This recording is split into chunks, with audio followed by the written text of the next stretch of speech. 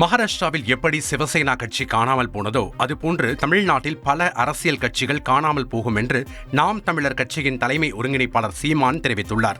வக்பு வாரிய திருத்த சட்டத்தை திரும்பப் பெற வலியுறுத்தி சென்னை மாவட்ட ஆட்சியர் அலுவலகம் அருகே நடைபெற்ற ஆர்ப்பாட்டத்தில் கலந்து கொண்டு பேசிய அவர் இதனை தெரிவித்தார். மகாராஷ்டிராவில் எப்படி சிவசேனாங்கிற ஒரு கட்சி இப்போ இல்லையோ அப்படி இங்கே பல கட்சிகள் இல்லாமல் போகும். நமக்கு தெரியுதுல என்ன நடக்கும்னா அதுக்கு நம்ம எச்சரிக்கையாக இருந்து வேலை செஞ்சு பொழைச்சிக்கணும். மழை வரும்னா கொடை பிடிச்சிட்டு போறீல்ல, மழை வரும்னா கொடை எடுத்துக்கிட்டு போகிற, அது மாதிரி ஆபத்து வரும்போது உன்கிட்ட ஒரு கொடை இருக்குது, அதான் அரசியல் அதிகார கொடை படை, அதை பிடிச்சிக்கிட்டு சரி பண்ணும்.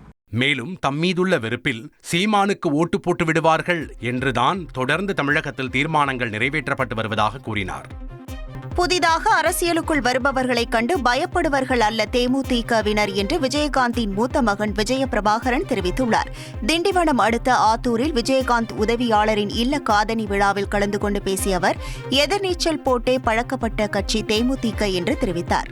எல்லா கட்சியிலும் அடுத்த கட்ட தலைவர்கள் வராங்க, இன்னைக்கு நடிகர்கள் அரசியலுக்குள்ள வராங்க. இதை பார்த்து பயந்து ஓடுற கூட்டம் தேமுதிக இல்லை. ஏன்னா எதிர்நீச்சல் போட்டே வளர்ந்த கட்சி தேமுதிக. இன்னைக்கு நாங்கள் எல்லா சவாலையும் தாண்டி இன்னைக்கும் அதுக்கு என்ன சவாலோ சண்டை போட ரெடியா இருக்கோம். செய்திகளை உடனுக்குடன் தெரிந்து கொள்ள உடனே சப்ஸ்கிரைப் பண்ணுங்க.